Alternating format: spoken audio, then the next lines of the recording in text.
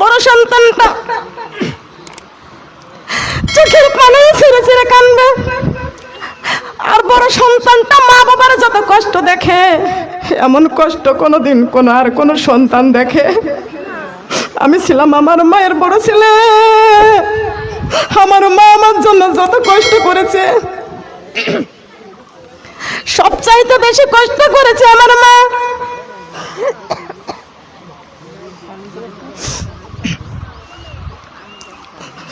প্রথম সন্তানটার জন্য মা যত কষ্ট করে, আমার মেজো ছেলেটা আমারে অত কষ্ট দেখি নাই, ছোট ছেলেও দেখি নাই, ছোট মেয়েটাও দেখে নাই। তখন আমার অনেক অভাব ছিল, অনেক কষ্ট ছিল। আমার মাকে দেখেছি, আমার মা একটু খাবার পর্যন্ত ভালো মতো জুটাইতে পারে নাই, ঠিক কিনা? পারছে পারছে মা বোনেরা? কিন্তু আমার মা আমাকে লেখাপড়া করাইতে যাই টাকা খরচ করেছে,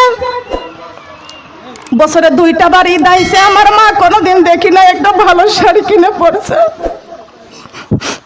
আজকে আমি চাকরি করতেছি, কত টাকা পয়সা কামাই করতেছি, আজকে আমার মাকে সাদা কাফন পরাই আজকে কবর দেশে দিতে হচ্ছে। জন্ম দুঃখিনী মায়ের খাটিয়া ধরিয়া বড় সন্তান কাঁদতে কাঁদতে কবর দেশে যায়। মুর্দা মা চিৎকার দিয়ে কান্দে আর বলে, বাবা রে তুই আমার বড় সন্তান। ও বাবা, কত কষ্ট করে টাকা পয়সা কামাই রোজগার করে ঘর করেছি, বিছানা করেছি, সেই ঘর বাড়ি ছেড়ে আমার জঙ্গলে কোথায় নিয়ে যাচ্ছ? এই মায়ের মা মুর্দার কান্না যদি সন্তানরা শুনতে পারতো, সন্তান সঙ্গে সঙ্গে স্টক করে মরিয়া যাইতো। বিশ্ব নবীর হাদিস, আল্লাহর নবী বলেছেন মুর্দার কান্না কখনো জিন্দারা শুনতে পারবে না, আর শুনতে পারবে যারা পশু পাখি কবরের পাশে থাকবে তারা শুনতে পারবে। কথা বলেন ঠিক না বেঠিক? মুর্দা যখন কান্দে, মুর্দার কান্নায় কবরের মাটিটা ফেটে যাবে। মুর্দা এমন জোরে কান্দবে, এমন আযাব দিবে গো মা কবরে, গলা ছিঁড়ে রক্ত ঝরবে, গলা ছিঁড়ে রক্ত ঝরবে, শেষেতে গলা চিরে রক্ত ঝরবে। মা বোনেরা খেয়াল করেন, লক্ষ্য করেন, বড় বেটা বড় সন্তানটা কবরের পাশে নিয়ে যায়, মা দক্ষিণে ডাক দিয়া কান্দে আর বলে, বাবারে কেউ তো আমার সঙ্গে কেউ কবরে এলো না, ওই কবর অন্ধকার কবর আমি একা একা কেমনে থাকবো? বাবারে তোর হাতে ধরি পায়ে পড়ি, আমাকে কবরের মধ্যে একা একা রাখিস না। ও বাবা, তুই আমার কবরে আমার সঙ্গে থাকবি বাবা, এমন একটা জায়গায় দিচ্ছিস রে বাবা যেই ঘরের দরজা নাই, যেই ঘরের বাতি নাই, যেই ঘরের জানালা নাই, দরজা নাই, বাতি নাই, সাথী নাই, একা একা আমি ওই অন্ধকার কবরে আমি কেমনে কেমনে থাকবো? নামাজি ছাইরো না গো কোরআন ভুইলো না গো, একা একা থাকতে হবে অন্ধকার ওই কবরে, একা একা থাকতে হবে অন্ধকার ওই। বেনামাজির কবরেতে ঘোর অন্ধকার হয়ে যাবে, বেনামাজি সইবে বলো কেমনে? গুর্জ দ্বারায় আঘাত করবে একটু নাহি রক্ষা পাবে, গুর্জ দ্বারায় আঘাত করবে একটু নাহি রক্ষা পাবে, বেনামাজি সইবে বলো কেমনে? নামাজ ছাইরো না গো কোরআন ভুইলো না গো, একা একা থাকতে হবে অন্ধকার ওই কবরে, একা একা থাকতে হবে। কথা বলেন ঠিক কিনা? আমার মা বোনটা খেয়াল করুন, এই যে বড় সন্তান তার কাছে মা কান্দে, মায়ের কান্দা সন্তান শুনবে? বলেন শুনবে? কখনো শুনবে না। মায়ের কান্দা সন্তান শুনবে না। এই সন্তান কবরে নামবে, কোথায় নামবে? কবরে নামবে। সন্তান মাকে নিয়ে কবরে নামাবে, ওই সন্তান কবরে নামার পরে মাকে হাতে করে কবরের মধ্যে রাখবে।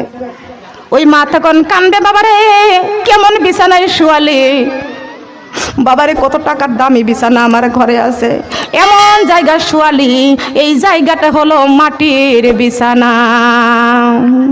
কিসের বিছানা বলেন, কিসের বিছানা? এই মাটির ঘরে আমাদের থাকতে হবে, কথা বলেন ঠিক কিনা? কোন ঘরে আছে বিছানা? সাথী আছে? লক্ষ্য করেন, খেয়াল করে শুনুন। এইটার মা মনে করেছে সন্তান মনে হয় আমার কবরে যখন নামছে আমার সাথে থাকবে, কিন্তু দেখা যায় সন্তান মাকে কবরে শুয়ে দিয়ে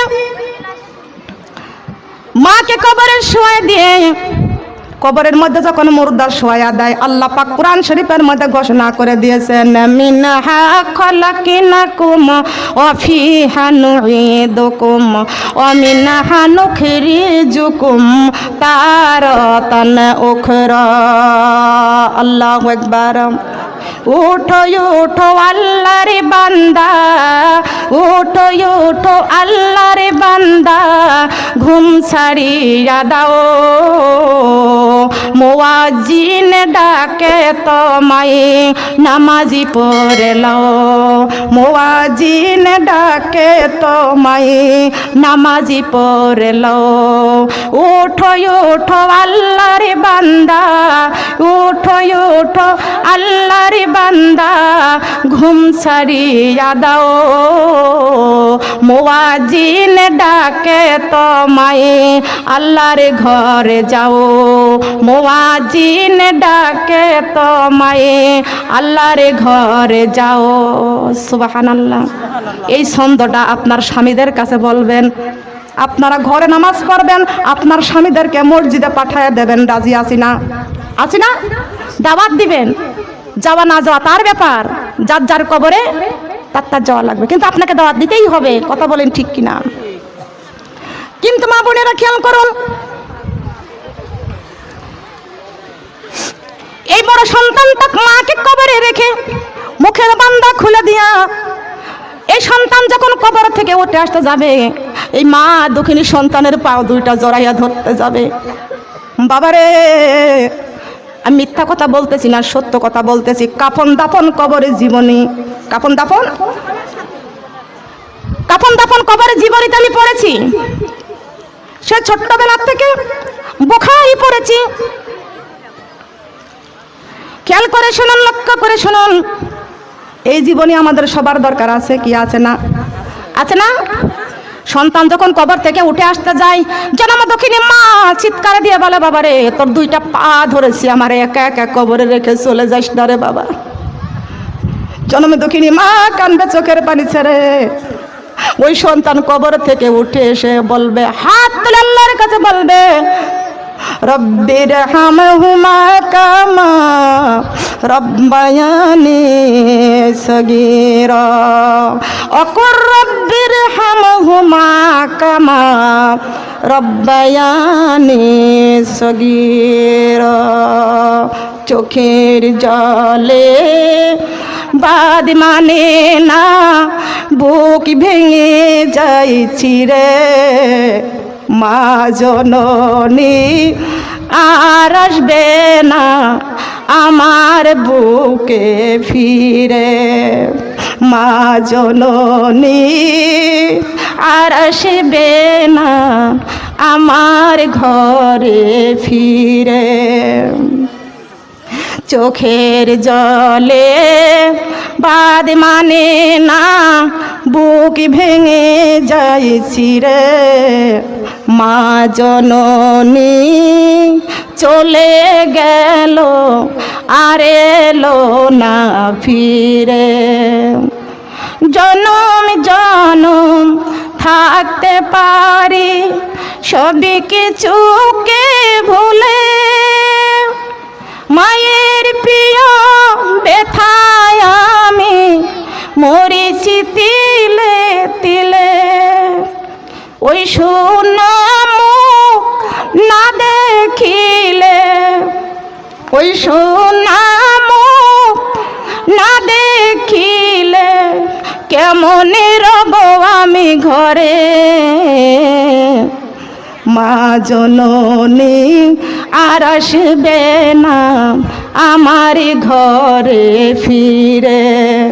মা জননী আর আসবে না আমার ঘরে ফিরে।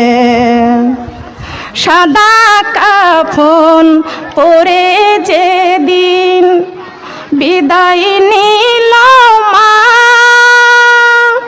কি যাতনা কি যে দুঃখ প্রতিবেশী জানে না। সাদা কাফন পরে যেদিন বিদায় নিল মা, কি যাতনা কত যে দুঃখ অন্য জানে না। জীবনে যেন পূর্ণ আমার, জীবনে যেন পূর্ণ আমার সোগের কারাগারে। মা জননী চলে গেল আর এলো না ফিরে। মা জননী চলে গেল আর এলো না ফিরে। আল্লাহু আকবার। এখনই মোনাজাত আপনাকে বলা লাগবে না কি হচ্ছে।